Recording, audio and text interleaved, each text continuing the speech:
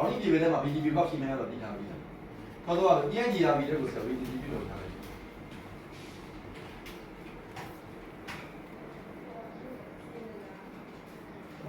တော့ config တိုင်းပဲ redistribution လုပ်ထားတယ်လုပ်ထားတဲ့အတွက် show IP ဘာလို့ redistribution အောင်မြင်သလား show IP ENGRB topology နဲ့စစ်တယ်လေ source block က routing table ထဲမှာဒီမှာ source block က B star block ကရှိနေပြီသား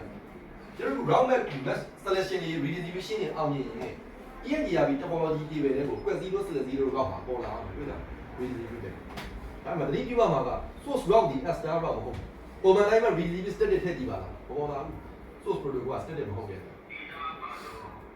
အဲ့ဒီချင်းတွေကောင်းလားဒီလိုအခုရှိတာက route map သုံးတာကိုပေါ်လျော်ဆန်းရတယ် report တော့တစ်ကြောင်းလေးဆွဲထုတ်ရင် report တော့တစ်ကြောင်းလေးပဲ topology နဲ့ပေါ်လာတယ်ကျန်တဲ့မဆိုင်တဲ့ ENGRB public route တွေမပေါ်လာရဘူးအဲ့ဒီဒီလား okay ဒါဆို gateway router R32 R31 မှာသူ topology တွေနဲ့မှာကြည့်ကြည့်ငါတို့ရဲ့ private route တွေဒါဟိုဘက်ဒီဘက် redistribution လုပ်ပြီးပြီမို့လို့ private route 172 တွေ23တွေဒါတွေရဲ့ plus report တော့ဒါပဲပေါ်နေတယ်အဲ့တော့ BGP ဘက်ကတည်ထားတဲ့ public route 2 3တွေပါလေပေါ်လာပြီပေါ့ဒီလက်က design က IDV domain နဲ့ကိုလုံးဝ public route မထည့်တဲ့ design မျိုးသုံးလာတာဘောပါဘူးအဲ့တော့ဒါဆိုရင်အဲ့ဒါဒီအဲ့ဒီနားလေရင်ကဲသူကနေပြီးတော့